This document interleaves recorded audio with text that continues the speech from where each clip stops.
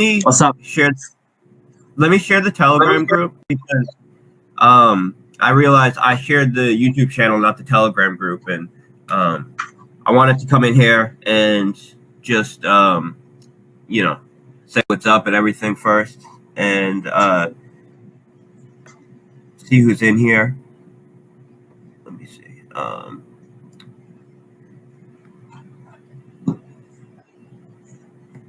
Right, so if anyone that wants to watch a replay, Driptopian's going to be streaming this live, and I'm going to be recording this and uploading it later on today. Oh, okay. So it's important that I share the Telegram channel now then for people that want to watch it live. That and post the YouTube channel that I know the YouTube channel, but post the actual link to the streaming video so I can share it right now. Yeah, will do.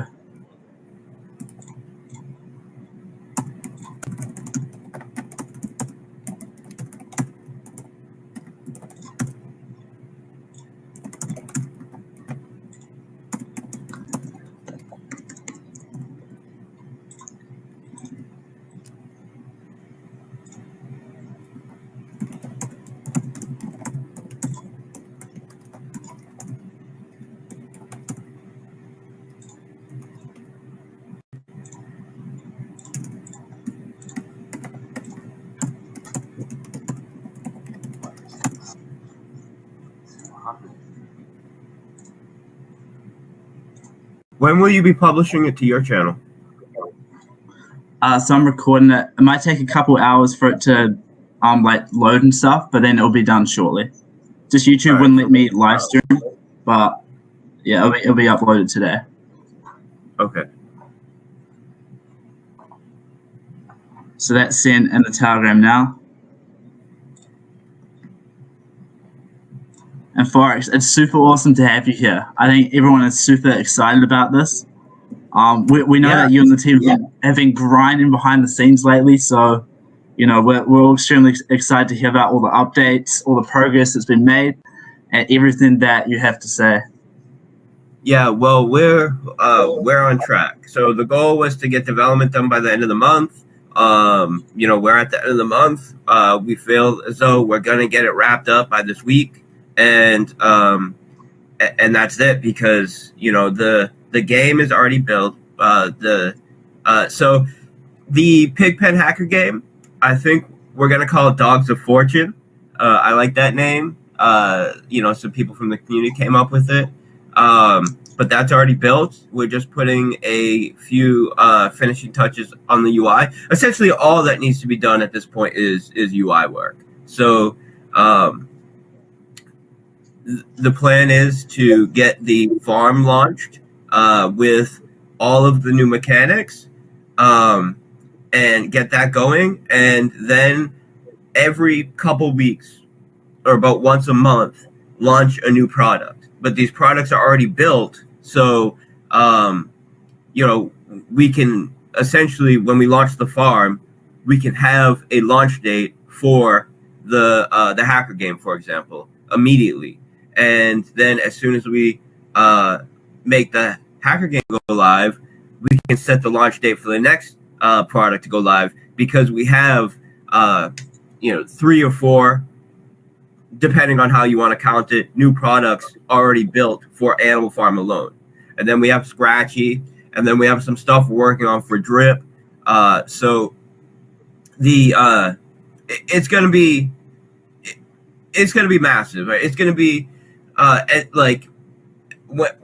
soon as the floodgates open, it's going to be nonstop because we've really spent a ton of time developing, and so I'll get into it once I want to share this link so more people can join. But essentially, when we started building Animal Farm, we needed to come up with some concepts to make it work.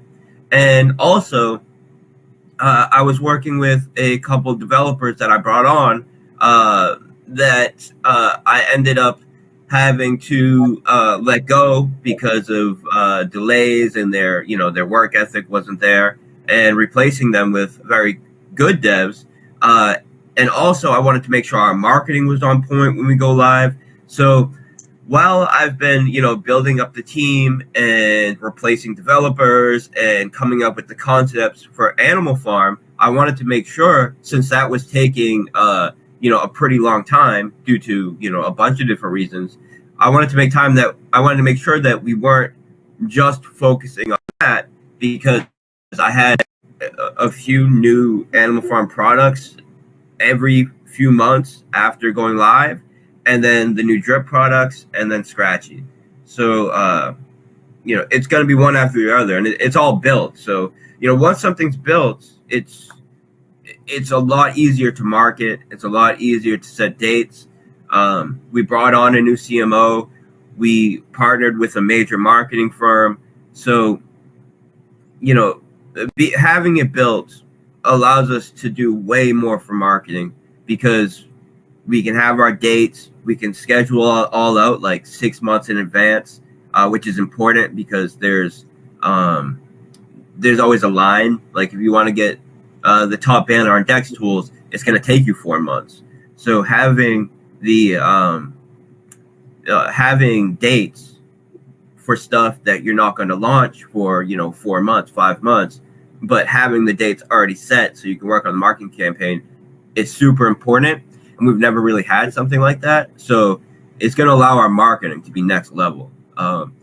Just the fact that previously all the marketing has been done by me, essentially. Me and, big drip team leaders who, of course, are, when it comes to marketing, as important or maybe more important than me, at least previously. But now we're really set up to do marketing from like a team perspective, with multiple people working on the team, only focusing on marketing, using the firm that we partnered with mostly for networking and placement. We can skip some of the lines working with this firm, and then we have someone that's just full time making the contacts. Analyzing the traffic of our ads, seeing where we need to put more resources. He specializes in social media ads. We already have a bunch of different schemes worked out on how we can get like extremely efficient YouTube ads, for example. And this is stuff that we're already working on. We have two models essentially that are working on ads right now for YouTube. We're also working on an interview with a major crypto news site. And what's kind of awesome about that is once we have that completed with them, we can then use footage and essentially their branding in our ads. So, there's so much that I want to talk about, but let me just, it's hard for me to speak and write an announcement. So let me just give me like 30 seconds to just write this so I can have people join the VC. Yeah, go share the link. But what you're saying there, Forex, is super exciting. I feel like the marketing that we've had up until this point, with just lots of AMAs being the main focus, I feel like that's been ultra successful. And now that we're combining that with a true professional, I guess, I don't know if you go more into detail about the differences about what we're doing to the marketing now compared to what we've been doing, that'll be really interesting. But a whole new marketing thing, I think that's going to be extremely bullish, especially for the type of products that we're bringing out, since it's such a high level quality plus high level marketing. So we'll definitely want to talk more about that later on in this. Yeah, let me just share this before,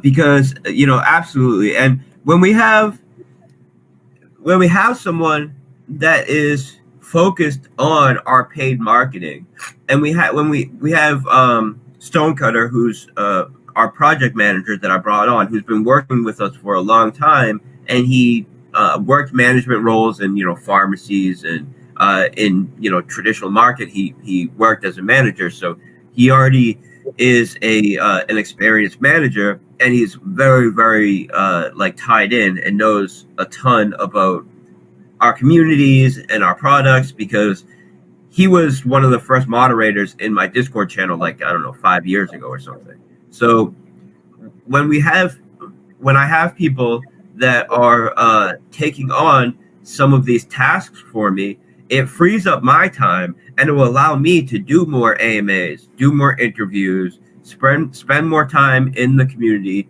And you know, right now I'm purposely being a little bit more withdrawn, and that's just because we don't have dates. The UI has a little bit more to do, but as soon as 100%, as soon as everything is completed and we have dates, then it's essentially my job to just be as visible and as active as possible, and I enjoy that. I just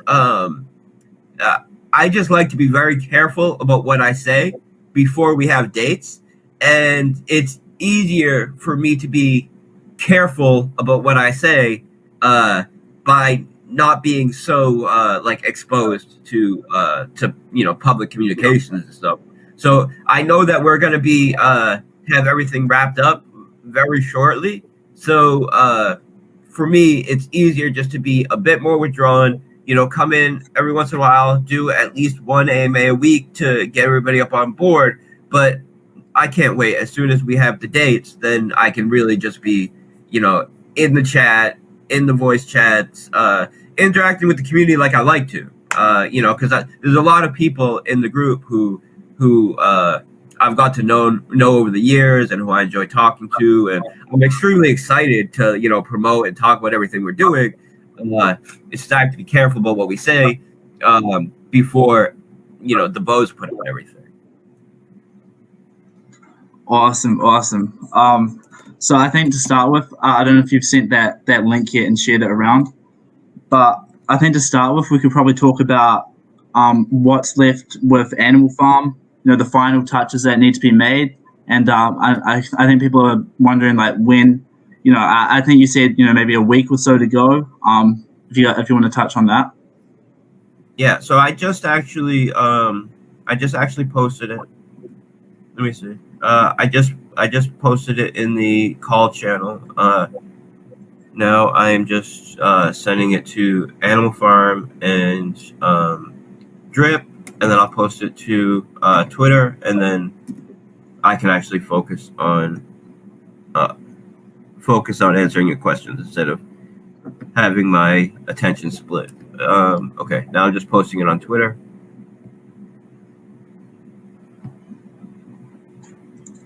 By the way, everyone, go comment under my recent post on Twitter if you want your question asked for Forex.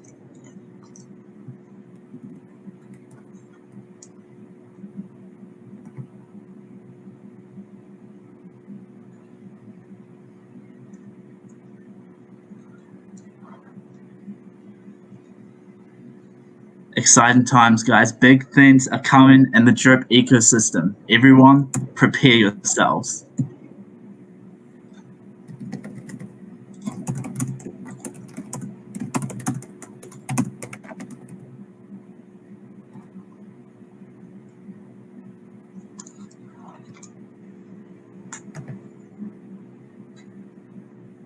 Okay, I'm good to go.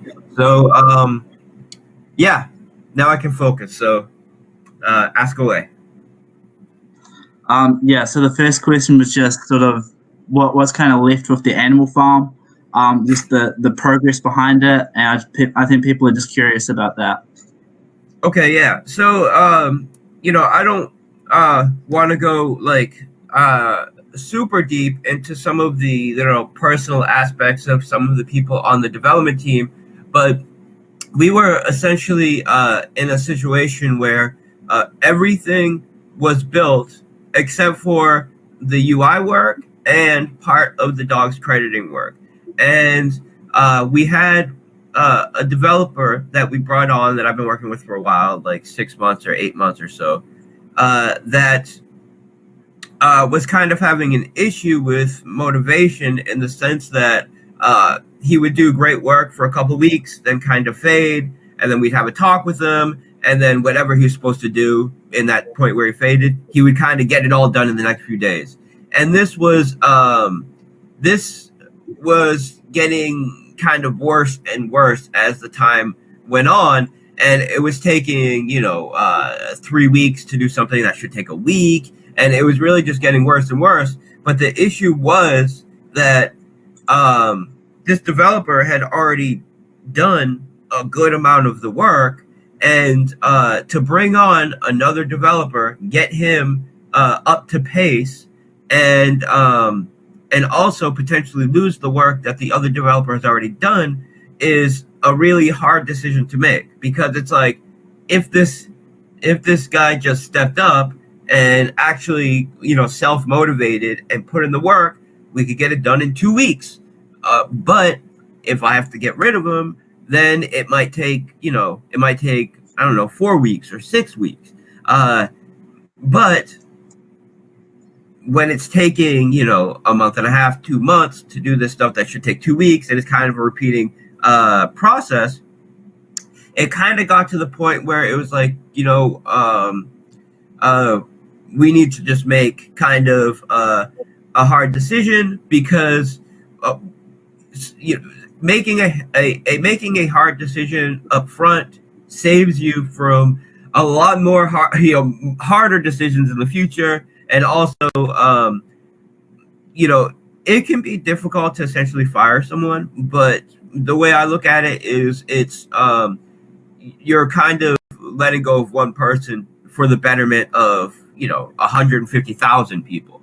So we got essentially, let's say 2.5 weeks ago, we got to the point where everything was done except for the work that this one developer needed to do. So we tried to get him motivated again. It just wasn't working out. So he was gracious and gave us the work that he did do, which was not what he said was already done, but at least we didn't have to start from scratch on that part of the work. And at that point, it became a major kind of weight off my shoulders, because I have very good devs that are very motivated, that will do the work. And I try to be loyal to people. And also I want us to be as efficient as possible. But it got to the point where it's just like, all right, we gotta take what we can get from him when he's already done, and we gotta move on. We gotta bring someone else on board. And it's about 2 weeks worth of work. And we made that decision last week. So the great part about that is something that should have taken a couple weeks, which was taking like a couple months, maybe even a little over a couple months. And we were kind of left up in the air about it, because, this is someone that would say, all right, it's done. And we say, okay, upload it so we can get it audited. They don't upload it. Okay, we'll have a meeting on Monday. We'll all get on the same page. They don't show up to the meeting. They show up the next day and say, oh, sorry, all that kind of thing. So the beautiful thing about it is that they are not working on that now. Now we have a developer who I've been working with for a long time, years, who is working on it. It's like the contract work is essentially done, and now it's just the UI stuff. We brought on James Devstreak to just help us get the UI work done even faster. And where previously it was kind of like up in the air because of the situation we were dealing with that one developer. Now last week, to just do this last little part, we brought on a dev who's extremely motivated, who knows what he's doing, very skilled. He's almost completed with it, and now it's just a little bit of UI stuff. And we brought on James Devstreak just to make that even faster to wrap up. And it's essentially a week's worth of work now. So I'm confident that we're going to have everything wrapped up with Animal Farm by the end of the week.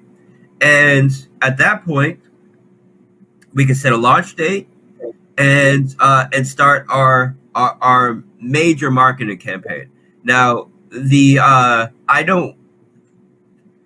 don't want to use our marketing resources, like our higher level connections and all that stuff, until we have a launch date, because some of these channels that we're going to be getting on, like Chico Crypto and these big channels that have hundreds of thousands of subscribers and get 30,000, 50,000 views, very active. Typically they don't like to have the same person on every week. So that's the kind of thing where you go on their channel every other month or something like that. So I don't want to use up that resource and not have a date to promote. So as soon as we have the date, then immediately we're going to start with some high level marketing. And when I say high level marketing, I'm talking like YouTube ads. I'm talking banner ads on BSC Scan and Dex Tools and DAP Radar and all the major sites, CoinGecko, CoinMarketCap. I'm talking not just YouTube ads as far as getting on major channels and having like interviews with major channels and having sponsorships with major channels, but also like in-play ads that you see, when you're watching a video and before the video or midstream, the ads that come up. We'll also be having those, and we're having those produced right now professionally. We also have a new, you could call it, tool that we're using to track where the traffic is coming from, and if it results in a purchase of our asset, and if that asset is staked into our contracts. So all of our marketing vehicles that we're taking advantage of will be linked to a specific, it's not, you could call it a tool. It's more like a protocol with a series of tools that will allow us to really track where the traffic is coming from and put more of our resources into that. So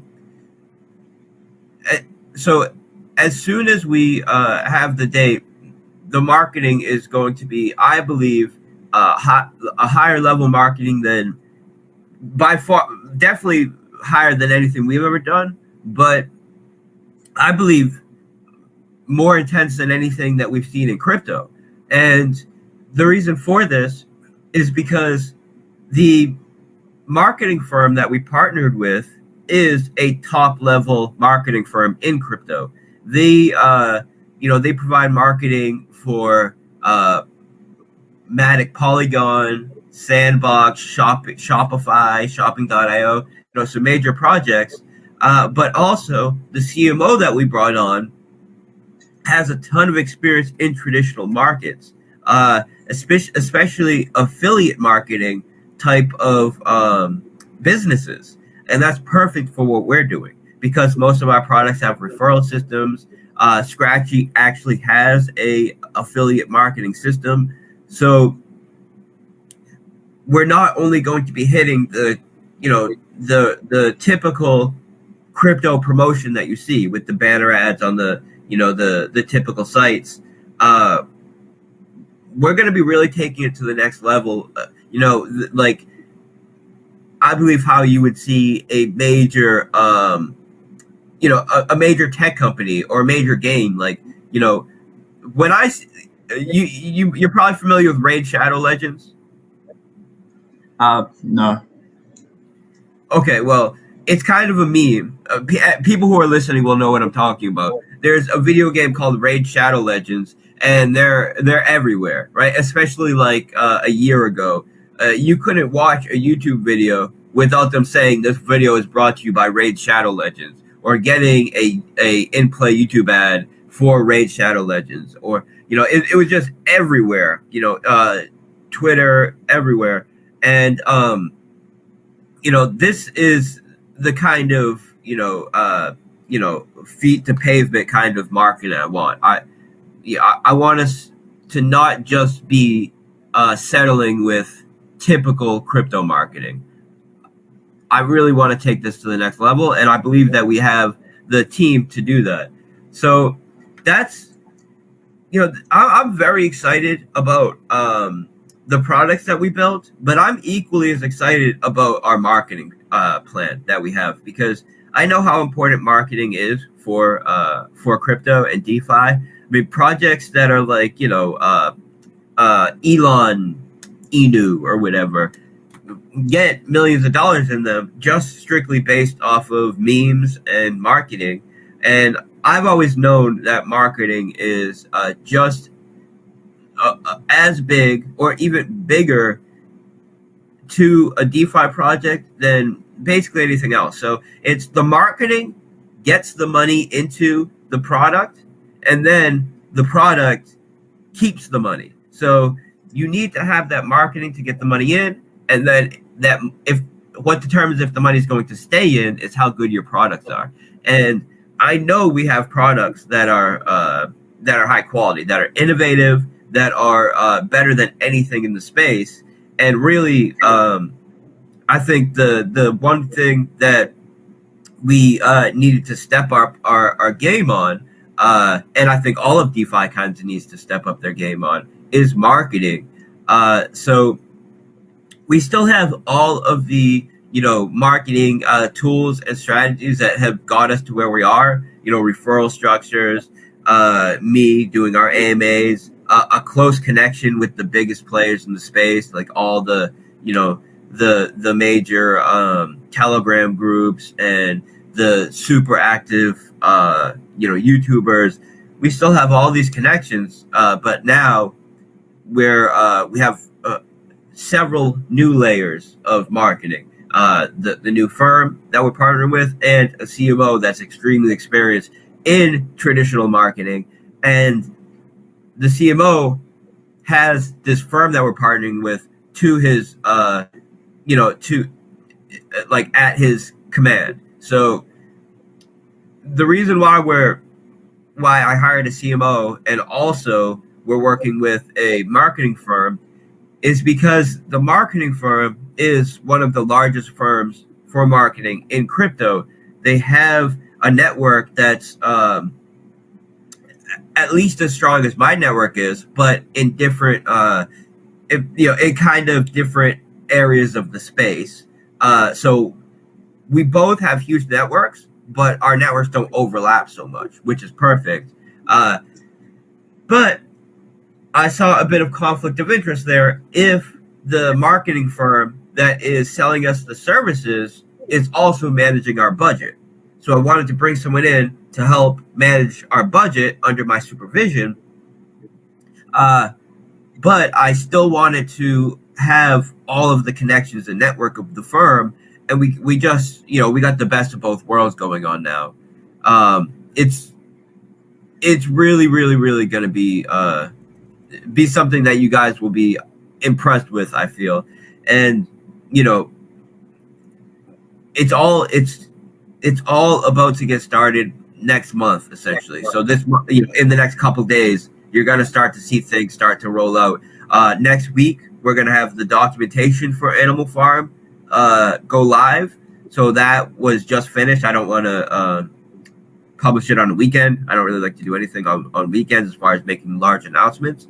But early next week, we're going to have the new documentation for Animal Farm. We boiled it down to a couple pages. So right now, if you look at the white paper for Animal Farm, it's like 40 pages long or something crazy. That's because we have so much going on.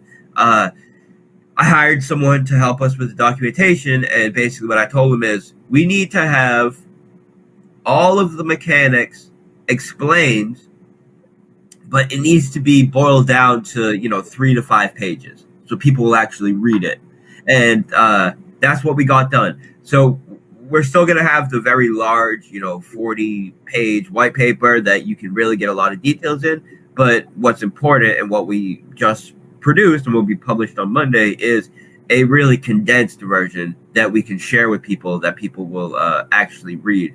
So that's important for some of the marketing that we're putting together as well. So some of the platforms that we are scheduled to have marketing with, they wanted the white paper to the new to the new products, and we have that developed now. So that's going to go a long way. Yeah. So marketing is going to be something. It's going to be a big focus for us moving forward, and I'm excited about it. That's awesome. The way I hear that is basically we have the extremely high level revolutionary products, and now we combine that with high level revolutionary marketing campaign. And when you combine those two together, like you said before, get the money into the project with the marketing campaign, and then keeping the money in when they see how truly good the products are. That's going to create for a perfect storm, as far as I can see. But anyway, for us to shift on to a different note here, Scratchies. We released the documents earlier this week. Everyone was extremely excited about it. And I think a lot of people want you to maybe talk a little bit more in depth about just the Scratch ticket protocol in general. Yeah. And let me talk about, so I want to talk a little bit about why Scratchy is so bullish for Drip and Animal Farm. And this is, as people know, right? I had someone ask, so is the tickets that are sold on platforms that are not Animal Farm and not Drip sending capital directly to Animal Farm and Drip? And this is something that I realized may not be super obvious to people when he asked this, and it's something that I want to talk about because it's important. So with Scratchy, it's a complete white label service, and that means when someone utilizes our protocol, the Scratchy platform or the Scratch tickets, Scratch ticket model is hosted on their site. And as far as anybody knows, when they go on their site, it looks like their project. So they buy the tickets on their site. The tickets have their theming. Say they're I don't know, like penguin coin or something. The tickets will have penguins and snowballs and that whole theme for them. The 15%, or let's say up to 15% because it's negotiable, but up to 15% of all the B&B used to buy tickets on their platform goes to buying their native asset. So if it was Penguin Coin, it goes to buying Penguin Coin. Now, the developers who are hosting the service, they're in full control what happens to those Penguin Coins that the protocol buys. And it's up to them. They could take it as a payment. So they could, it could be another income stream for the developers. Now, would that be smart for them to take it all as a payment stream? I would say no. And I don't think many developers will do that. What most likely will happen is they'll take 1 or 2% as a payment for them, which is their incentive to host the service. One of their incentives to host the service, but they can use the other 12, 13% to create a new staking protocol that pays out their tokens over time, which is coming from the buyback mechanism of our Scratchy protocol. They could burn them. So it's, buying and burning hundreds of thousands of dollars worth of their assets every week. They can use it as some other form of reward structure. There's a ton that they can do with it. So it's very attractive for them to to host the model. And as far as the average user that's exposed to their model on their site is concerned, it's their project. Now, and it has their own treasury as well, meaning 10% of all the BNB, which is used to buy tickets on their site, goes into their treasury. So their project has their own treasury. Now, that treasury goes towards the jackpot. So a percentage of the treasury goes towards their jackpot. And what this means is every batch sold increases the jackpot for each batch. Now, since each platform will have its own jackpot, that means some platforms will have larger jackpots than others. Now, the revenue sharing model, so 10% or more, and the reason why it's up to 15% and 10% or more is this is negotiable and it depends on their model, but capital which is not going towards buybacks or revenue for the developers who host it will be going to increasing the revenue sharing in the staking model. But at least 10% of the BNB used to buy tickets on each platform goes towards one revenue sharing staking pool. And this revenue sharing staking pool is on the Scratchy website. So that means no matter what platform you buy tickets on, when you stake those tickets, you're getting a share revenue of all the platforms. At least 10% of all the BNB used to buy tickets on every platform every day. Now,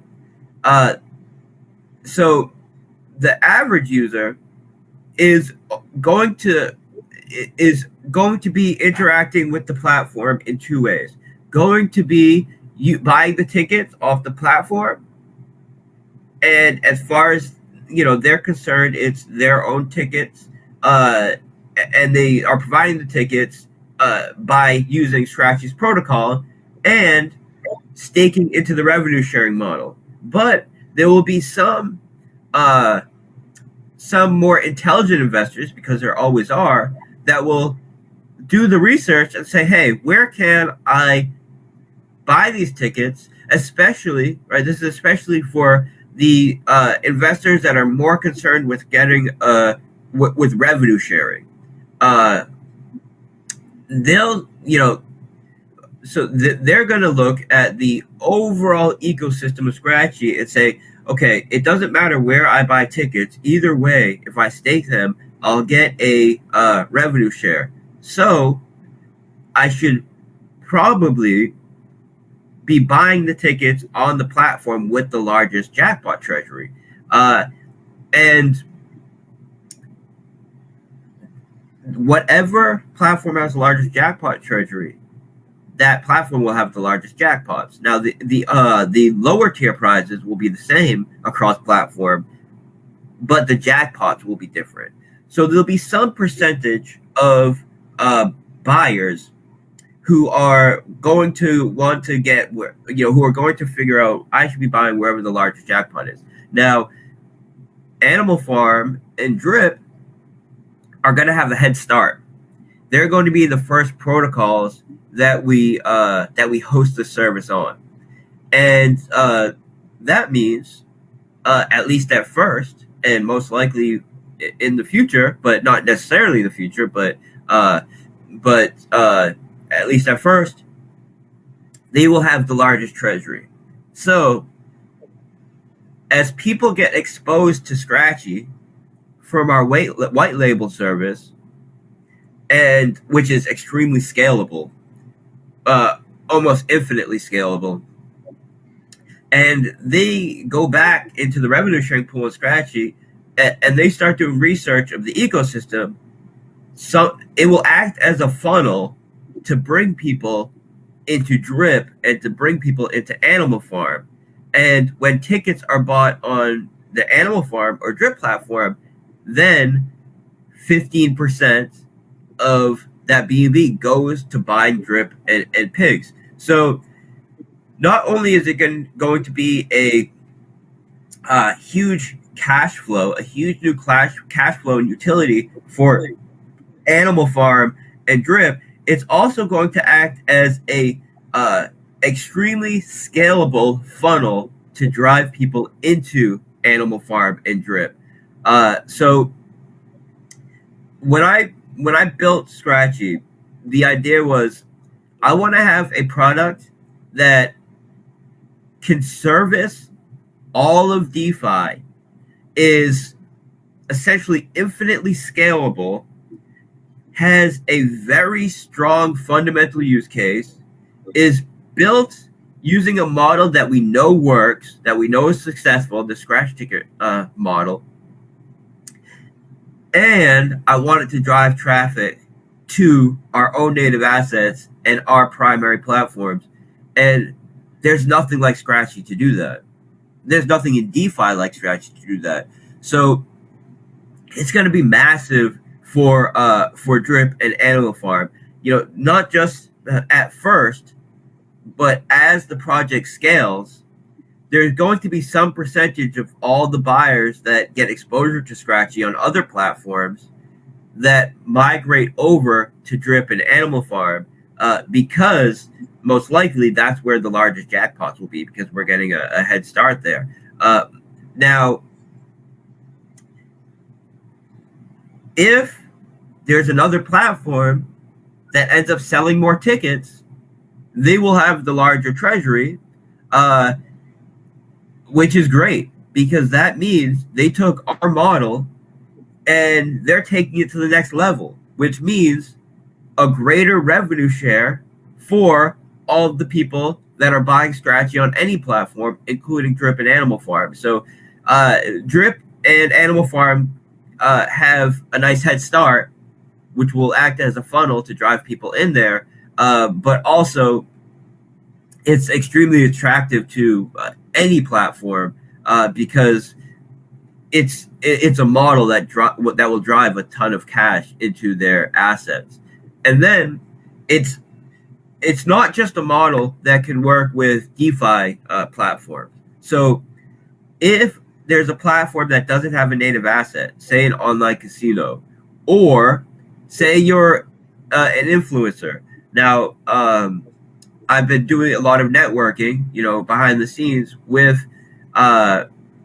some people that are very much tied into the gambling YouTube influencer space. Essentially, people that stream on Twitch and stream on YouTube, then playing different, you know, casino games and stuff like this.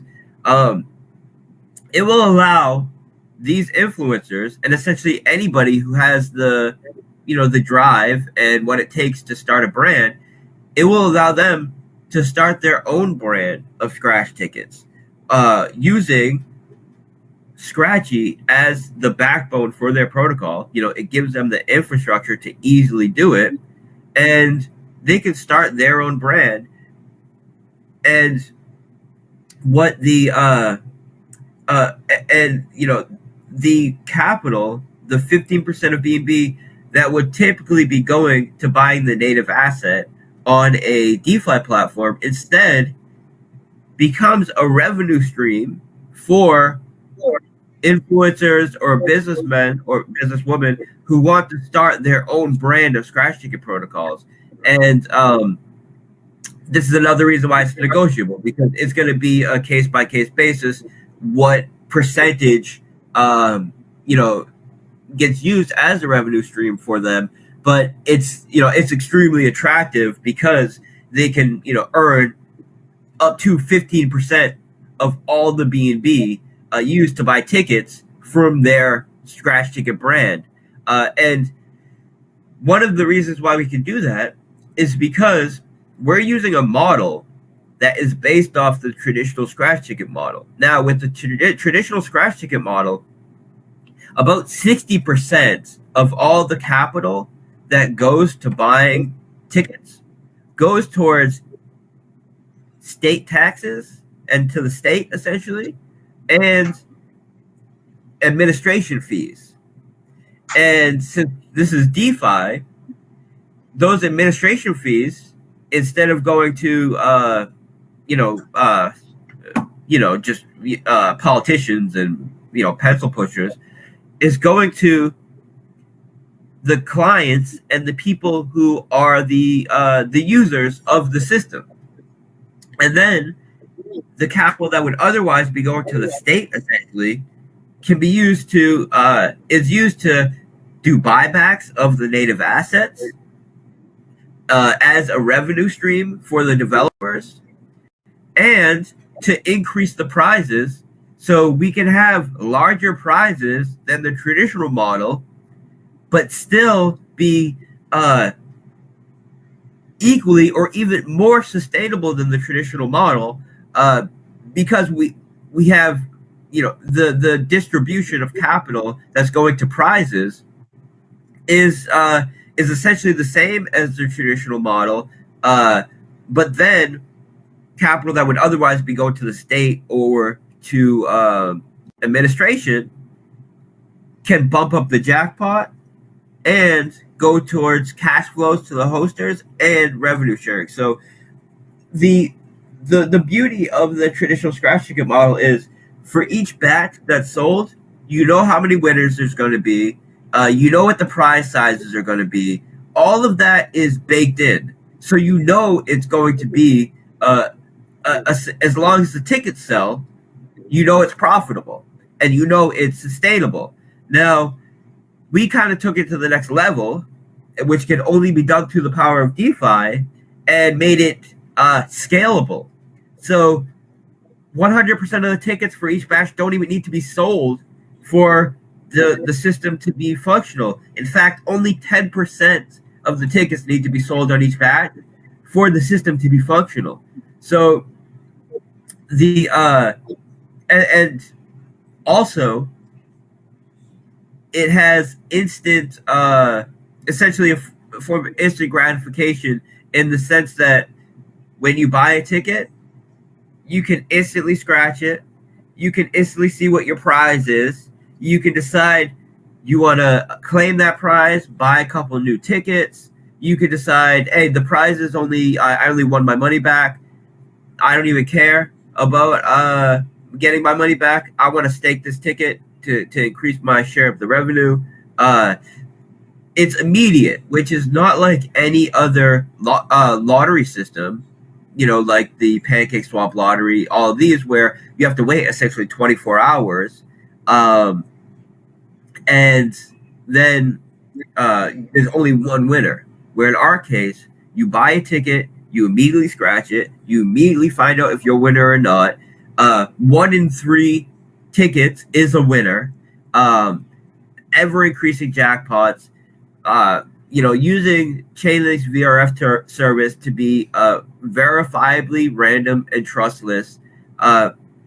There's nothing like it in DeFi or in crypto.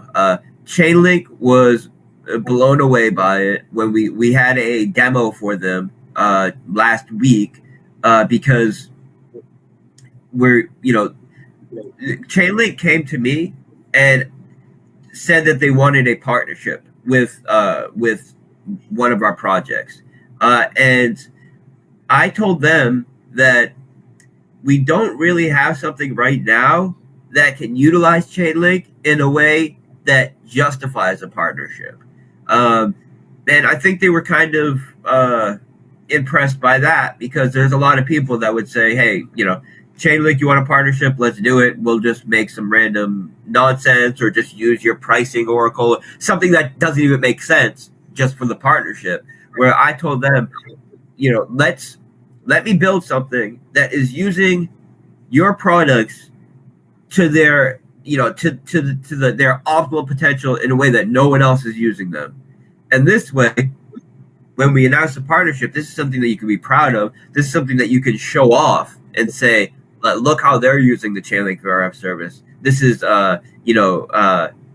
it's extremely innovative, and you can only do this with Chainlink, kind of thing. So very bullish for them. And when they saw our demo, they were very, very impressed. And I have a follow-up meeting with them next week to discuss terms. So last week it was a demo, and we didn't even go into the terms of the partnership or anything, but they were, they at the end of the meeting they were like, all right, next week we'll meet up, we'll discuss how we're going to partner, we'll discuss how we're going to co-promote, all that stuff. So they're already on board, but there's a few things that I'm going to essentially ask from them to really solidify the partnership. So it's more than just a co-promotion. There's some other things that they can do for us that really will signal to the market that they're fully behind us. And from talking to them, they're fully on board with it. So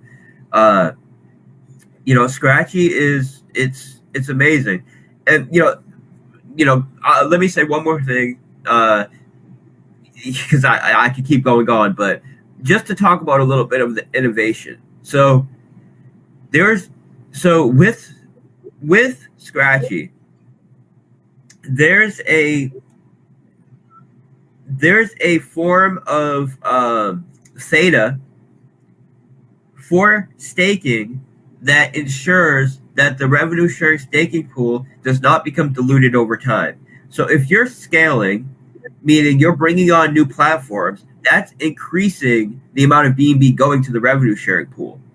But if tickets are being sold every day, and a bunch of tickets are going into the pool every day, that's diluting the staking pool, which is essentially diluting the amount of BNB revenue sharing that's going to each ticket that's staked. So we came up with a model that addresses this and ensures that it's always attractive for new capital to come in by putting a form of theta decay on a ticket similar to an options contract. And the way it works is when you buy a ticket, there's a multiplier associated with the ticket and an amount of time that ticket can earn, and it's displayed right on the ticket, so you can see it when you look at the ticket on the front end. Now, each month the multiplier reduces, and every day the timer on the ticket ticks down. And because of this, every day, or essentially constantly, the platform needs to look at whose tickets need to be updated on that day. So the multiplier is being reduced every month, but since there's new buyers every day and throughout the day, that means everybody will be hitting their new month time differently. I buy today, in 30 days it'll be the end of my month. You buy tomorrow, then in 31 days it'll be your time. So that means constantly we need to be looking at who needs to have their the state of their stake updated. And previously, if you look at what people are using, right, what before we made our innovation, this couldn't be done. And the reason why it couldn't be done is because if you're having to update the state of every staker constantly, it becomes very expensive, because essentially updating values on a contract, you need to write that to the block. And whenever you're writing something to the block, it costs money. And when you have a bunch of stakers and you're writing info to the block every single time you need to update a stake, which needs to happen all day constantly, it gets to the point where it would cost hundreds or thousands of dollars every time someone wanted to interact with the contract, and then get to the point where it can't even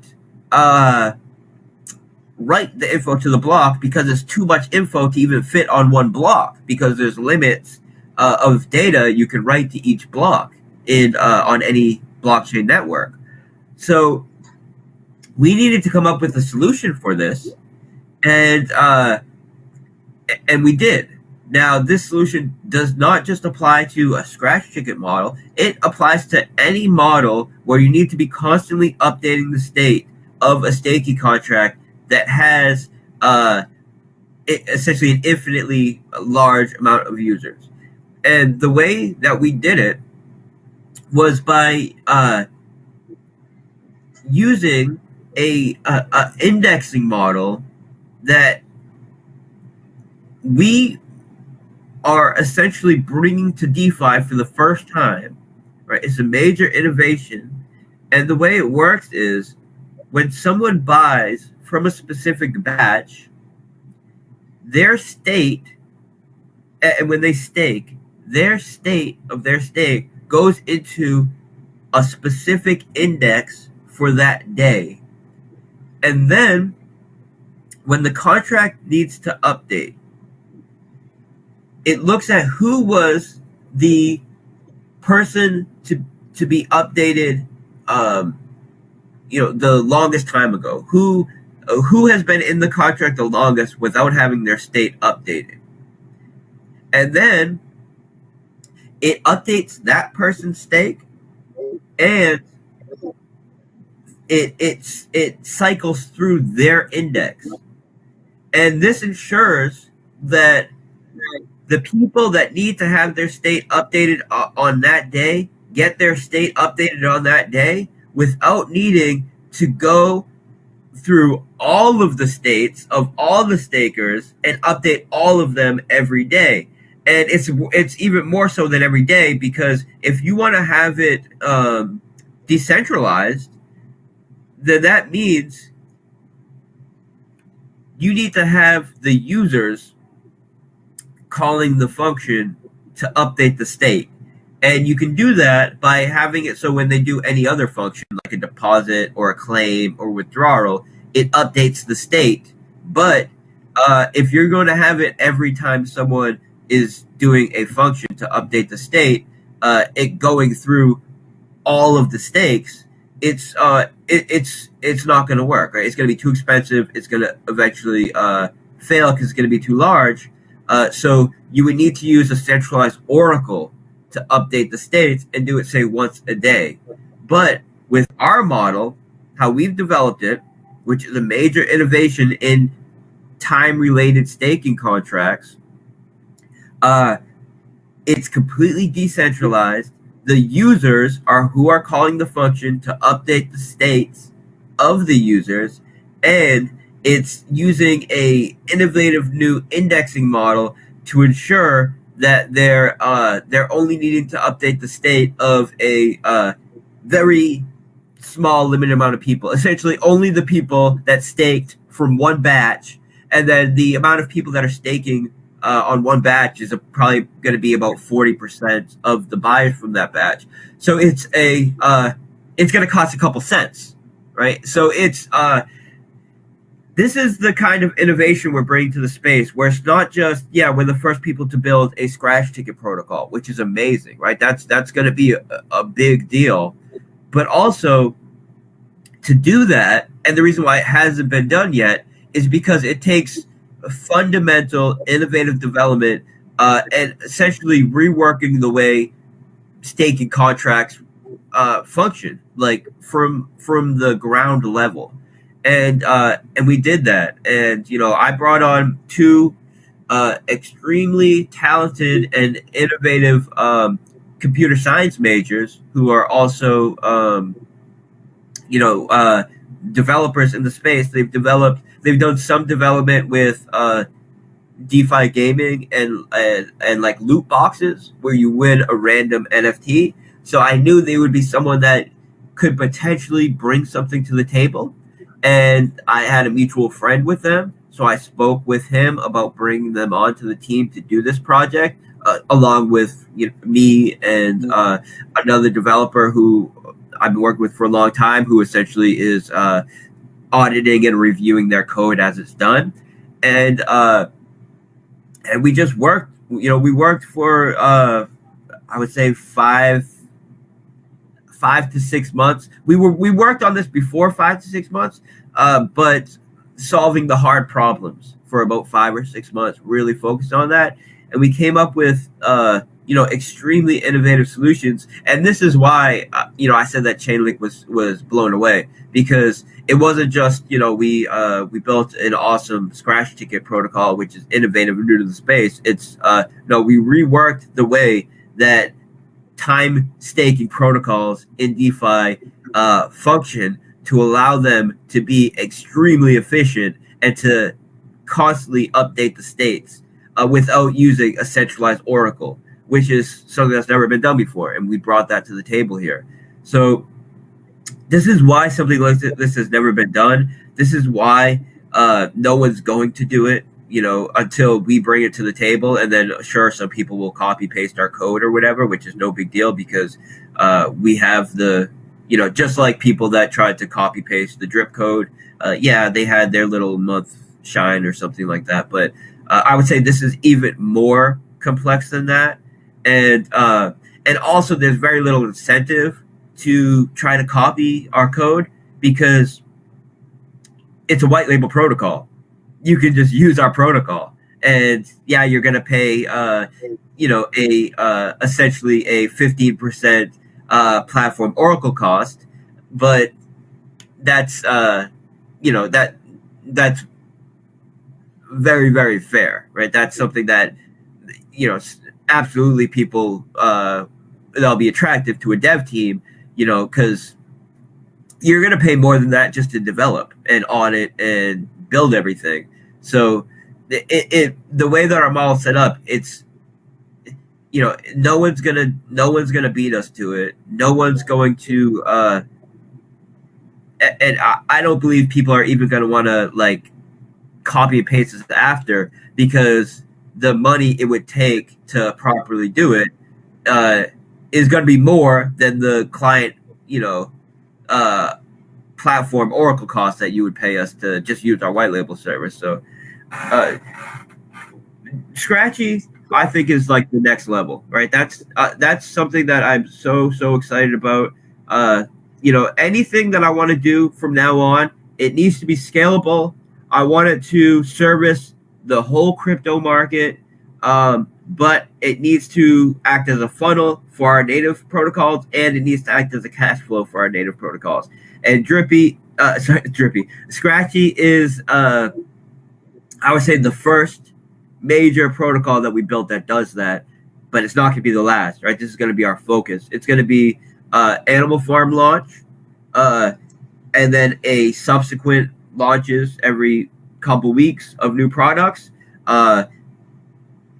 Drip, and the new products we built for Drip, new UI for Drip, then Scratchy, and then continuing to support all of our products. But I'm going to get right to the drawing board to work on our next big thing, which needs to be something that services all of DeFi, but meets the requirements that I just mentioned.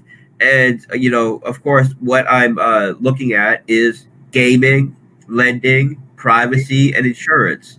And we're gonna continue to deliver. And we're in a better place than ever, because we have more skilled developers than ever. We have a marketing team, which is something we've never had. We have a project manager. We just had this major correction in the market, which is beautiful, because it allows us to launch these new products essentially at the ground floor and benefit from the next major bull run. We're in a better place than ever. That is awesome. Scratchy, the mechanics behind that sound truly incredible. I know you must have been working on that for months and months on end to really dial down everything like that. You just mentioned just then the timing with the bear market. Do you think sort of the alignment with a crypto bull market and all the utilities coming for Drip and Animal Farm, do you think you've kind of aligned it in a way where that's going to benefit each other? Yeah. So whenever I launch something, I really don't pay too much attention to the day-to-day swings or month-to-month swings in the market, because that's not something you can control. Really, what I can control is preparing as much as we can, building as good products as we can and promoting them as much as we can. But when it comes to the major cycles in the market, of course I can't control it, but we can kind of work around them. And I think that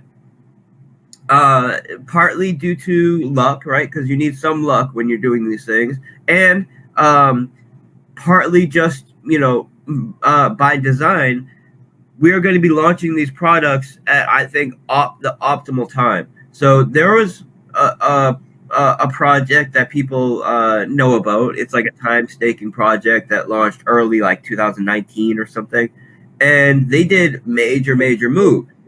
And part of the reason why they did major moves is because they launched when ETH was like $200, and they were paired with ETH, and there was a lot of like centralized, buying and manipulation and stuff going on.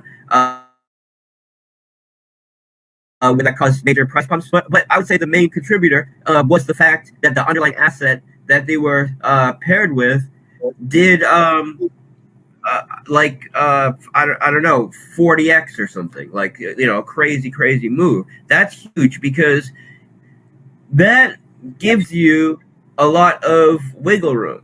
Like if your paired asset is pumping, then when your asset's pumping, you're going to pump even harder. And when you have a correction, you could still be moving up, even though you're having some sales. So it's there's nothing like launching in a bull run. It's there's no way to recreate something like that, and I think that we'll largely have that on our side. But the even if the market was to remain stable, I'm cool with that too. And really, from my perspective, of course the market could go lower, but at this point it can't go that much lower. So this is why I started DCAing into BNB and ETH and some of the major assets last month and over the past couple months, is because the way I see it, if we did a 50% correction, here, like in ETH or Bitcoin or whatever, I can live with that. I'm not over leveraged. I have a long time horizon. Fine, it's no big deal. And the reason why it's no big deal is because the upside is massive. It's huge. I think the next bull run could be, especially for DeFi, and not could be, it's going to be, I'm confident it's going to be the largest bull run we've had yet, because the last bull run really allowed for the foundation to be built in DeFi. It allowed a lot of very good platforms to be established. It built the infrastructure. It allowed, the chain links and the dexes to get set up and build the infrastructure, and also bring on a ton of new investors, people that are just going to DeFi for the first time. This bull run, we have the benefit of having that infrastructure now. So, Bitcoin may only do 5x or 10x or whatever, because it's already pretty large. Now, relative to how big it can get, it's not large. It makes up a tiny portion of global markets, but it's still a pretty big market cap. But this bull run is going to be the bull run of DeFi, and I believe that we're going to blow away anything that we've done previously as far as the gains that we're going to see. And you will see the meme tokens and all of that, but I think largely a lot of those lessons were learned, especially the people that were part of the last market. Just having a reflective reward token is not going to do it in this run. You got to do some innovation, because we've been there and done that. So I'm feeling positive about this next run. And when I say reflective reward token isn't going to cut it, we were the ones that really brought that to the table. So Reap was the first deflationary reflective reward token, and we launched it about 2 years ago, and it was huge, right? It did like 400x or something, 500x, but we didn't just let it sit there. We developed a DAO around it, and this is why REAP is still way up near all-time highs and continues to maintain value. People don't want to sell REAP because REAP gives them access to deals and info and a kind of community that we have in the DAO. And we're going to be opening that up as well. We're going to open up 1,000 new seats for the DAO. It's going to be like a tier 2, but you'll still get all of the access to the deals that will be in the DAO. It will be it will cost less, so it will cost about 1/10 of the price as the current price to get into the DAO, which is around like $30,000 right now. So so if we were to open it up today, it would cost about $3,000 to access tier 2, and essentially the way it will work is you'll be a member of the DAO. You'll get access to all of the deals. You'll be in the chat, so you can share with all of the the trade info and everything that we share in there. And you'll also get access to all of the deals, right? The native deals and the third-party pre-sale deals that we host in there. And essentially, you'll pay 1/10 of the price to get in, and the deal allocations that you get will be about 1/10 of the size of tier 1. And that creates kind of a stepping stool for you to get into tier 1. You can buy your tier 2 entry, use it to get a couple solid deals, build up your stack, and then sell that NFT that represents your ticket to tier 2 for a profit, and then use the money that you made in the deals from being in the DAO and the profit of the NFT that you sold to get into tier 1. So I wanted to ensure that it allows more of the average user to get exposure to our deals, and also acts as a stepping stone to get you into the tier 1. Before, and this is going to be something that we do before Scratchy goes live. So there's a couple different projects that we're going to raise capital for. There's one that we essentially came to an agreement about that I'll be announcing relatively shortly.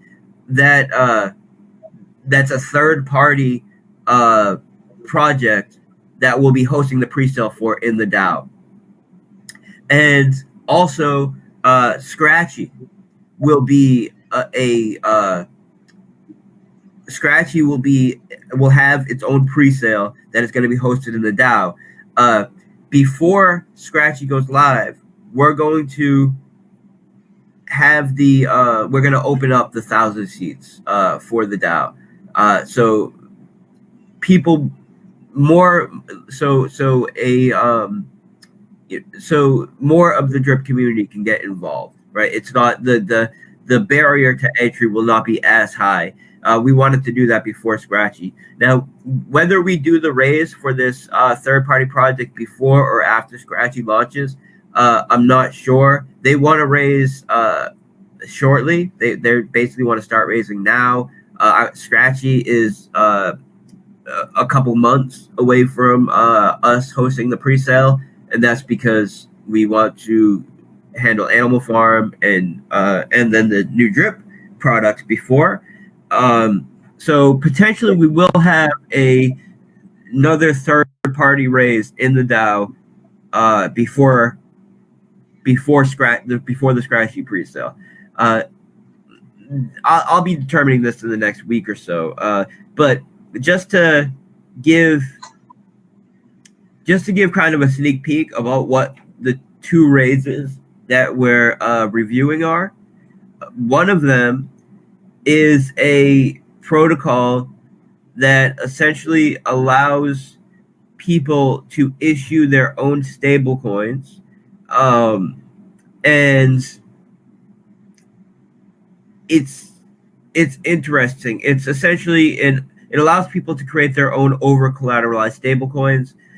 So I don't want to get too much into it, but it's actually a pretty interesting project, and the people that developed it also developed a pretty major exchange that's been active and functional and doing really well since like 2015. So they're major players in the space, and it's a decent idea. It's an idea that I can get behind.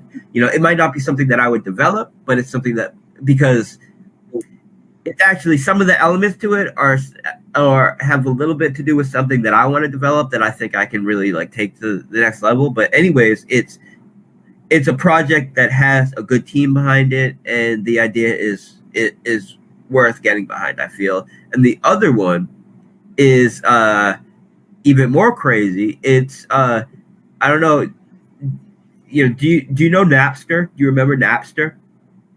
No. Okay, well, this is another thing that people will know what I'm talking about when I talk about Napster. Napster was the first major torrent software.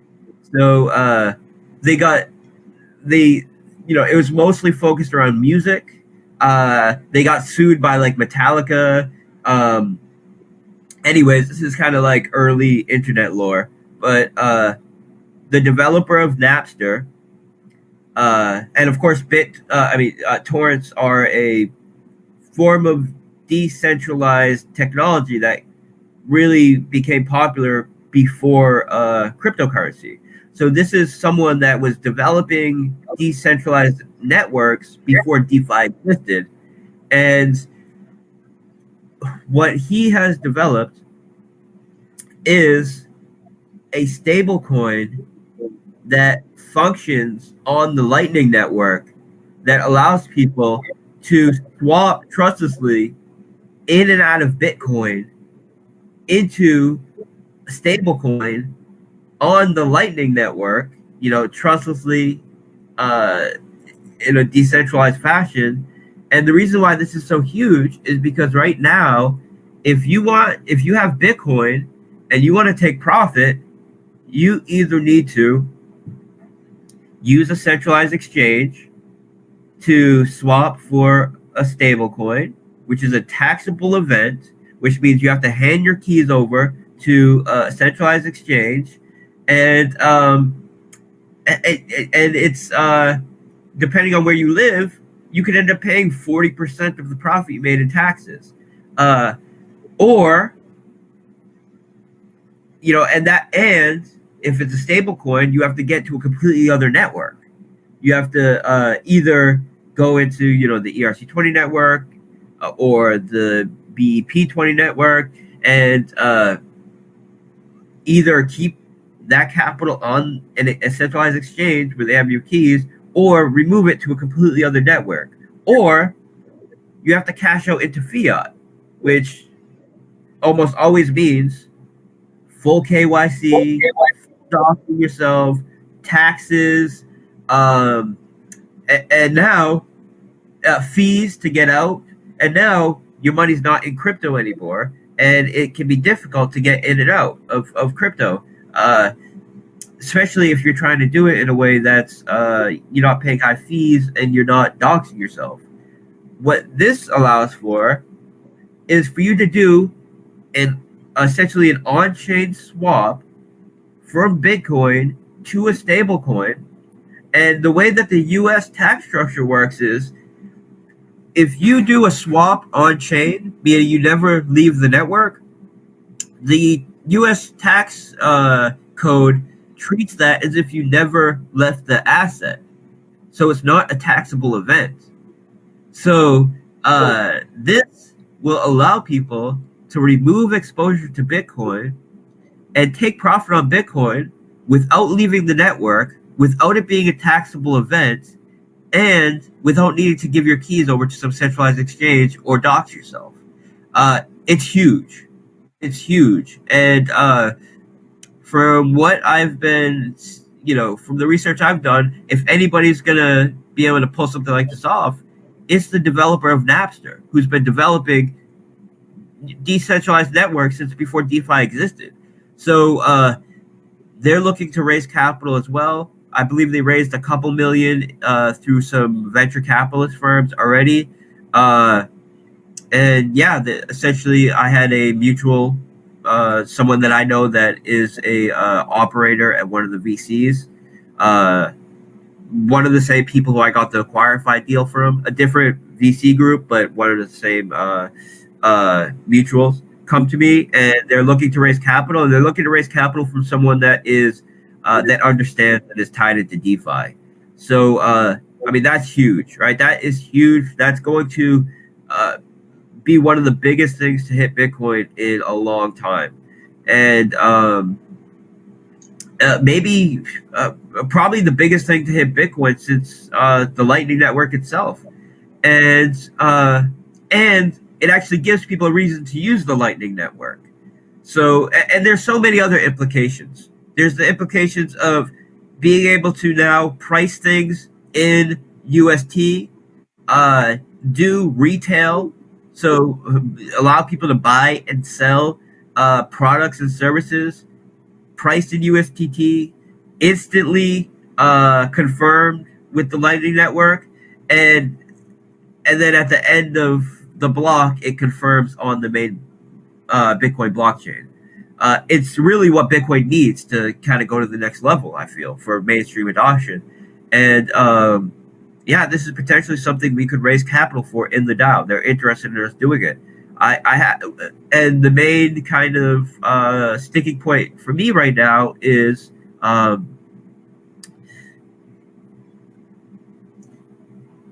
really it's doing the due diligence on their stablecoin protocol, ensuring that they are in a position to be collateralized and keep a peg, and all of these things, and then just kind of figuring out the details of how we're going to do a raise distribution on the Lightning Network, which is kind of new to me. But I'm definitely interested in it, and I think there's major implications to this, and it's another massive third party raise that is on the table right now for the DAO. So we're if you look at where some of these other DAOs have gone, like I don't need to name them, but some of the ones that were big in the space like a year ago that were doing all these pre-sale raises, most of them are gone, and that's because they were raising capital for anyone that would allow them to raise capital for, because the developers were getting a share of the capital they raised, or the host of the DAO, whatever you want to call it, and they were just pumping out garbage. Where I have been super strict about who we raise capital for. I understand that if I'm raising capital for someone, I'm putting my reputation on the line, and I'm very serious about our integrity and our reputation, and making sure that if we're going to raise capital for something, it's something that I want to invest in, and it's something that I can be confident in. And this is why we've only had one third party raise since the DAO started. We've done some in-house raises, which have all been extremely successful, but we've only had one third party raise. But with the network that I've developed in the past, well, I guess you could say over my career, but for this specific, for specifically about raising for very high quality projects, I've made some very good connections with some VCs recently, like in the past year, and we have a lot of deals on the table that we're looking at, and we're only going to take like the cream of the crop. And this is why our DAO is still functional. This is why our DAO token is doing better than ever, maintaining value, and all the other ones are falling off. It's a matter of integrity and just continuing to deliver, right? So awesome. That's a major incentive to get into the DAO there, Forex. Yeah, it is. I actually had a question I want to ask myself, and then we'll get to some community questions. But I had a question, a couple questions actually about the Pigpen game. The first one I think I know the answer to, but that is how fun is the game going to be to play? And the second one is sort of a situational one. So if you had, let's say, a lot of capital and not a lot of time, versus you had not a lot of capital but you had a lot of time, how would sort of the gameplay experience differ in terms of what you do for those two particular scenarios? Yeah. Okay, so we have a passive and an active strategy to the game. And so the way the game works is when you buy into the game, you deposit pigs into the game. Those pigs get staked on your behalf into the Pigpen, and you now launch your own botnet. Now, a botnet is, and this is, of course, I'm talking about theming. You're not actually launching a botnet virus, right? But this is the theme of the game. Now, you're launching a botnet. Now, this botnet starts infecting servers and generating capital for you. So, but we can talk about. I have a security background. Before I ever got into developing crypto, I took the offensive security certificate program, web application program. I was doing bug bounty work. I actually thought this is what I wanted to do for a living potentially, and then I realized like you don't get paid well, so I decided to focus on other things. But I wrote my own DDoS like innovative DDoS scripts, and I did a lot of interesting things while I was focusing on security. But this is why I have that interest. I've been interested in security for a long time, all the way since I was in I guess probably my freshman year of high school. Doing pranks by installing servers into the computer lab computers so I could access them from home or access them from a different computer lab computer to prank my friends that were on that computer.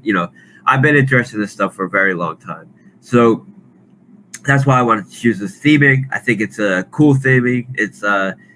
It's fun, right? So anyways, when you buy into the game, you deposit pigs. Those pigs get deposited into the Pigpen on your behalf. Now, the theme of the game is a botnet is launched. Now, your botnet starts spreading, and as it spreads, there's a thing called essentially botnet mining. And what this does is when the botnet server it infects a computer or infects a network, it starts using that network's resources to mine for the host, to mine for the person who has launched the botnet, essentially. So the way the theming works is you launch a botnet, and your botnet starts infecting servers and starts using these servers' resources to mine for you. Now, this is the passive element of the game. So as your botnet spreads, it infects more servers, and it allows you to earn essentially a daily yield, which is being paid out to you in BUSD and pigs. This BUSD and pigs is coming from both the pigs that are being deposited in the game and from the BUSD and pigs that are being generated from the Pigpen that are essentially connected with the stakes that are hosted on your behalf when you enter the game. So as your servers spread, you generate more BUSD and more pigs that are essentially being mined for you. The servers your botnet is using the servers that you're infected to mine that for you. Now, as you build up servers, you start. I mean, as your botnet starts to spread, you start to build up a reputation. Now, this reputation starts to make different hacker groups available to you. So as your reputation builds, different hacker groups become available to you, and it starts off where a hacker group called Script Kiddies is made available to you. Now, a Script Kiddie is someone that is a kind of hacker, but they use other people's scripts. They're not writing their own code, so it's called a Script Kiddie. But we're sticking with the Animal Farm theming. So instead of Script Kiddie, Kiddie, it's Script Kiddie, Kitty. Now, nice. Yeah, so what you could do now as your reputation builds is start recruiting members from these hacker groups to help you spread your botnet. Now, when you recruit members, each hacker group has their own tools that they specialize in to help spread your botnet. And once you've recruited at least one member from a hacker group, those tools become available to you as well for the active elements of the game. And the active elements of the game are building up defenses to protect your servers. For example, putting firewalls on your servers and various defensive protections to help protect the servers that you've infected, to offensive security tools such as remote access tools, such as DDoS tools, such as ransomware tools. And these tools, once you have access to them by recruiting at least one member from the group that specializes in that tool, you can now use that tool to attack other players in the game and build up your defense to prevent other players in the game from attacking you. And the active part of the game is turn-based. So you have a set number of turns every day that you can use to attack other players in the game. Now, the way that the attack and or let's just call it the active part of the game works is essentially you have various scores. You have an offensive score, you have a defensive score, and you have a essentially a looting type of score. And you use your turns to target other players in the game that have a lower defensive score than your offensive score. And then when you attack them, your looting score essentially determines the amount of servers that you can steal from them. Now, for example, there's a hacker group called Lizard Squad. Lizard Squad specializes in DDoS tools. So when you recruit a member from Lizard Squad, they're going to do two functions for you. One function is they start using their DDoS tools to attack servers, and then use social engineering to provide them security tools for their own attacks, which are infected with your botnet. So this is how they spread your botnet for you. And the more members you recruit from Lizard Squad, the faster they'll be able to spread your botnet through using their form of DDoS security deception. But also, once you have recruited at least one member from Lizard Squad, now you can also use that DDoS tool as an offensive attack to attack other players in the game. And that could be me attacking you, that literally any other player that's in the game, you could attack them. and as long as your offensive score is higher than their defensive score, you could steal servers from them. So people who don't have a lot of time but have a lot of resources can spend their time building, recruiting as many members from the most powerful hacker groups that are focused on spreading your botnet, and then really only focus on buying tools that will build up your defense. That way, they're infecting as many servers as possible and defending those servers. Whereas someone who has more time can focus more on building up their offense and their looting, and then targeting players in the game who are spending more on spreading their botnet but not building up enough defenses. And someone could be, spreading their botnet for a month to infect all these servers, but if they don't build up their defense in one turn, they can lose all those servers to someone who is spending their time on the more active strategy. So it's truly a well-balanced strategy game. It's not. There's a lot of games out there that are glorified staking contracts claiming to be games. This is a true game with multiple different strategies you can take, multiple different gameplay methods. There's a form of lottery in the game. There's different characters that you can bring on. So it's a ton of fun, right? I've already played the game just from like a testing perspective, and I know it's something that people are going to enjoy a lot. But also, I mean, you can make money in it. So I would say one of the coolest parts about it is that it's built on top of the Pigpen. So what that means is, if you put $50 in the Pigpen and you put $50 into the Pigpen game, you know about what you're going to earn from the Pigpen. What you're going to earn from the Pigpen game is going to be dependent on how well you play the game.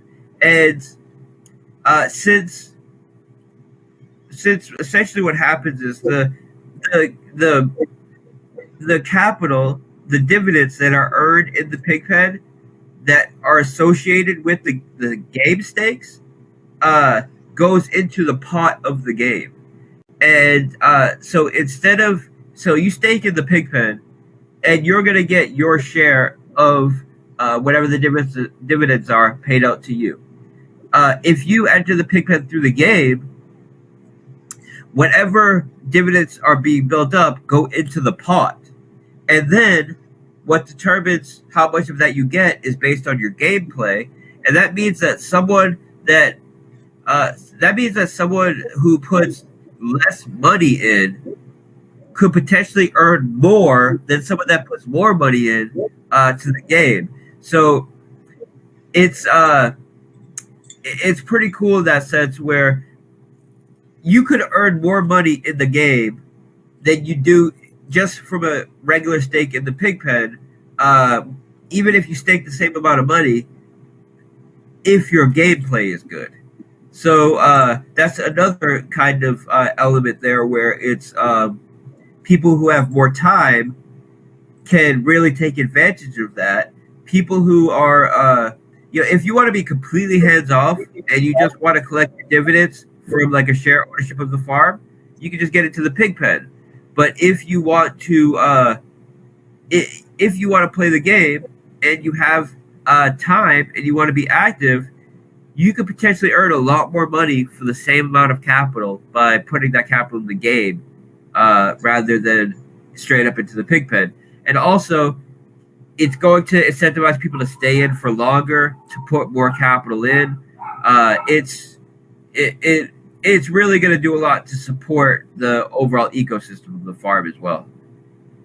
There's also a use case for drip in it, which I'll get into. I want to announce that once the game is live, because it's something that will come into action about a week or two after the game's live, which is very attractive. And there's also an NFT element where certain items in the game are represented by NFTs, and there's a form of like battle auction to own the NFTs. So there's a lot. There's a lot that some of it I'll get into after it goes live, because it's kind of surprises that come out after as the game progresses. Yeah, so what I can hear from that is that if you go for a more offensive strategy, you can potentially make a lot more, but then I guess you're more vulnerable to attacks. But if you're more defensive, then you might be able to earn more passively, and you're less likely to get attacked and lose a whole bunch of your earnings. So is that kind of the right premise? Yeah, and you could choose to focus on defense and offense and focus very little on spreading your botnet. And in that sense, you could be, like Breaking Bad. You're the one who knocks, right? You're the one that's just attacking people. You're taking their money and you're defending it against people who would try to attack you back. And that's that would be like the most active strategy, is just purely focusing on building up your offense and your defense, attacking at strategic times, and really just coming up with innovative strategies to build up your offense in ways that other people are not, which is absolutely possible, and people are going to come up with these mechanics. Also, we spent a ton of time developing it in a way where there's very little progression for bots. So it's complex, and there's enough depth that there's really very little advantage to bots. Bots can do, like, if someone wanted to develop a bot to play the game, they would just be doing surface level stuff, which is fine. It actually supports the project, but really, I mean, it's the game it's a strategy based game, and the strategy that you have to employ is going to depend on how everybody else is playing the game. So building bots it can just really take advantage of like the real surface level part of the game. It's not going to be something where bots are dominating, because the evolving strategy of the system just doesn't allow for that. Awesome. So we have a few questions on Twitter now. So we'll just get to a few of those to finish off, I think. Sure. This question's from Bartertown. So I'm not sure if we covered this before when we talked about Scratchies, but he said, is there going to be a daily volume minimum on Scratchy for partners, or those who want to buy bulk white label service Scratchy NFTs? How will things be organized? Yeah, okay. So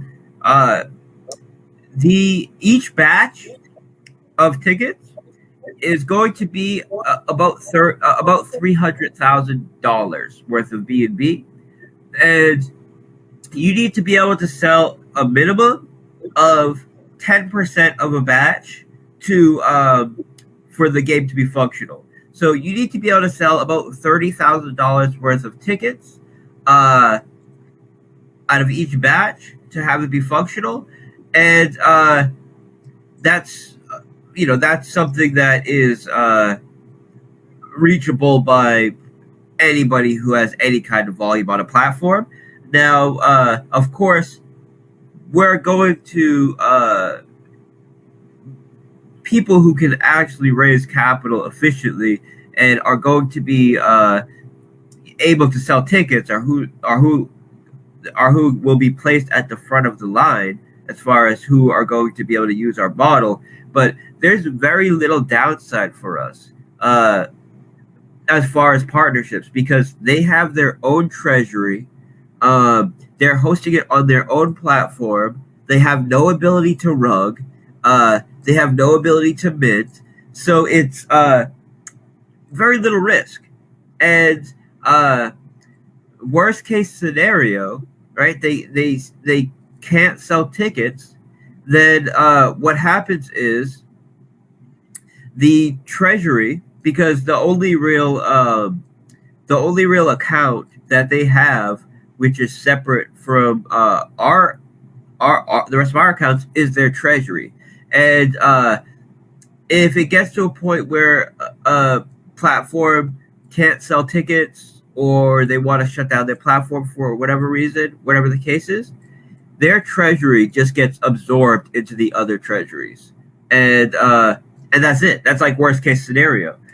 So there's we can partner with essentially anybody. As long as they can sell tickets, there's no downside. And what's going to determine whether we do co-promotion and all of that with them is the legitimacy of their other products, essentially.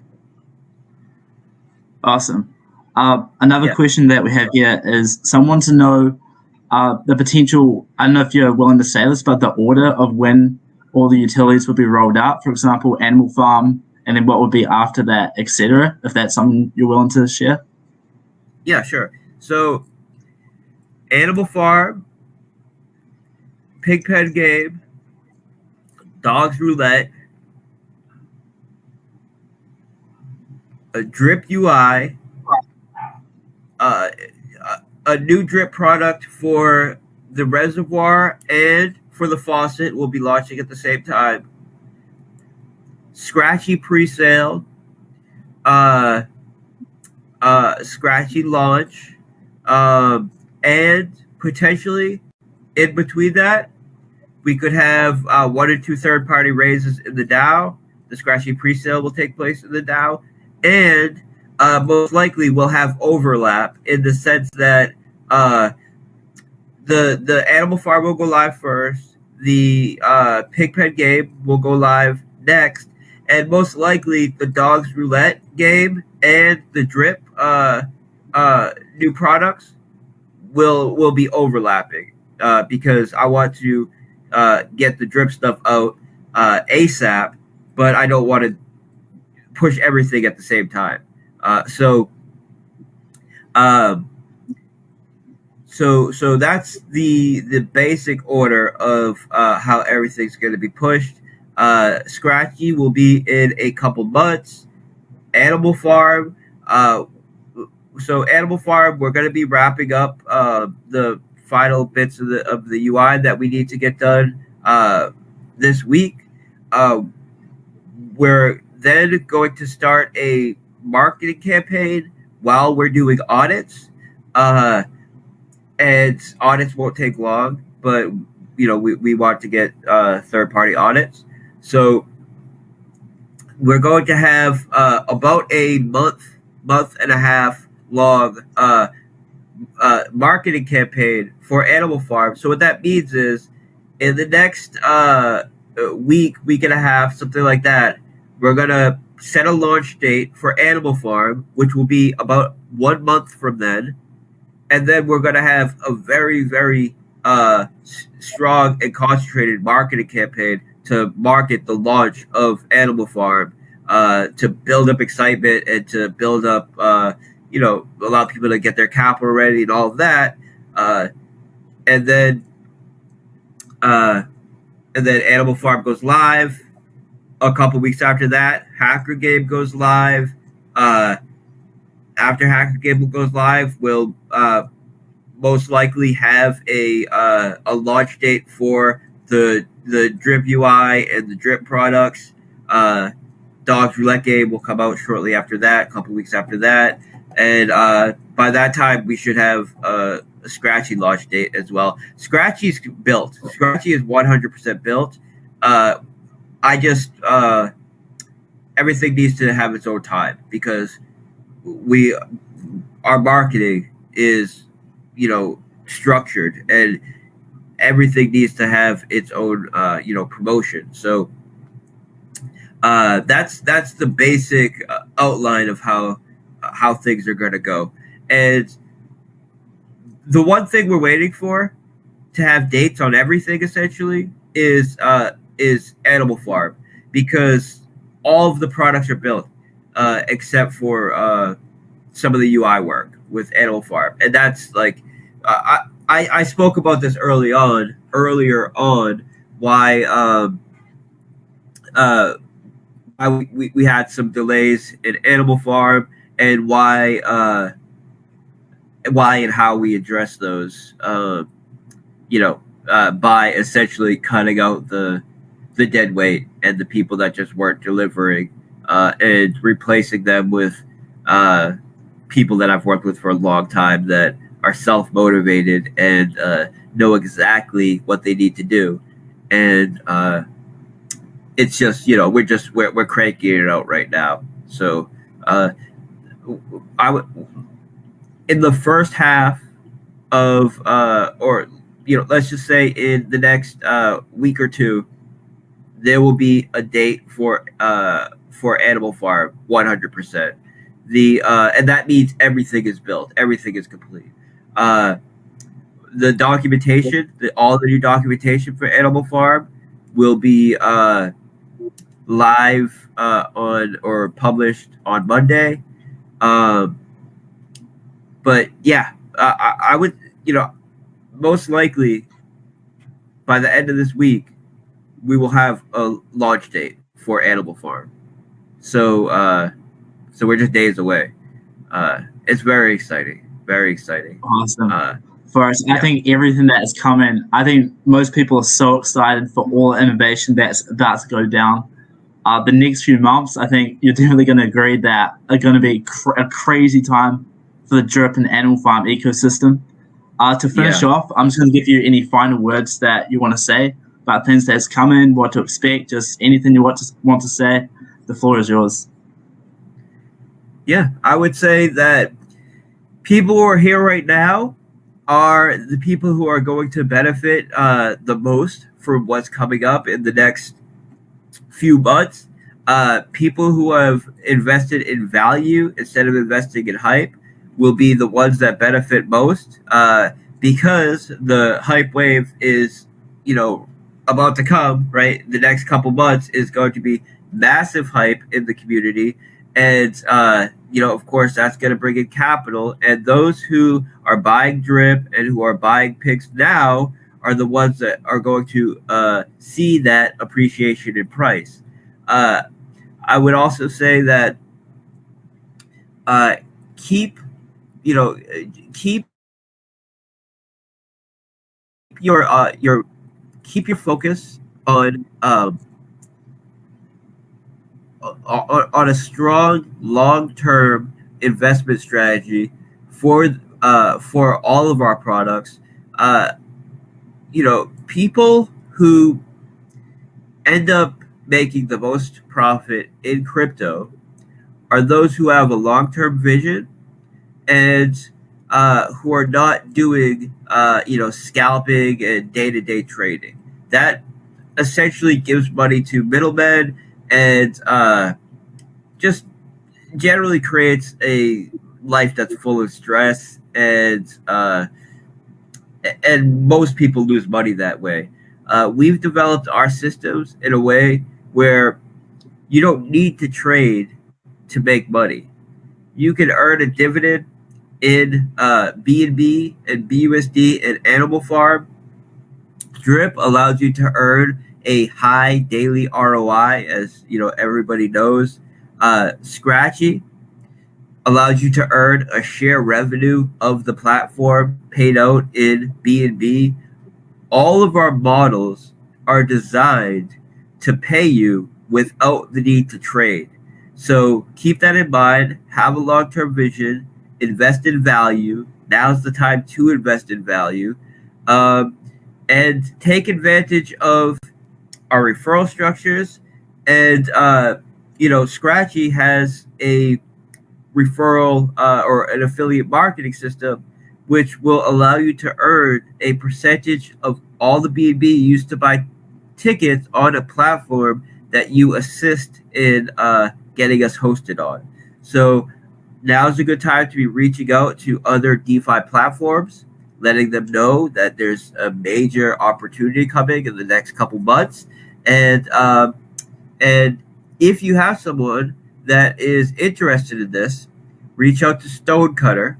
He's an admin. If you go to the Drip group or the Animal Farm group, he's an admin. He has like an apple for an avatar. He handles a lot of the comms for the group because I just get so many DMs every day. It's impossible to go through. He's the one to reach out to. He'll get you set up. And, for those who have been patient, you're about to reap your rewards. I'm confident in that. And I want to say thank you for everybody that's been supportive. People know that, I don't need to get into it. I talked about it a little bit in text, but there were a couple projects that wanted to have a partnership. We did research into them and realized that they had rugged over combined between these two projects, and they partnered up with each other. A combined 8 projects that they've rugged in the past. So we denied them a partnership. When we denied them a partnership, they decided that instead of trying to get attention from our investor base to a partnership, they would try to get it through creating drama and making up lies and creating fun and a fun group. So people would join the group, and then they could use that to promote their own garbage projects that have failed. But of course, all of the claims that they made fell flat. Their group is basically dead now. And some advice that I would give to people is when you see something like that, try to think of the motivations of that person that is saying these things. Why would they say these things? And it will become very clear that they have their own ulterior motives that are not in your best interest. And I know this without even having someone specific in mind, because I know the integrity that my team has. I know the work I put in. I know that we do everything in our best interest to do things the right way. And, on the whole, we've done everything the right way when it comes to integrity. I mean, everything. You always hit little bumps in the road when you've been developing for a decade, as I have. But as far as integrity goes, we have never stumbled, and we never will stumble. And so I could just say that, whenever anything like that happens, they have their own ulterior motives, and they're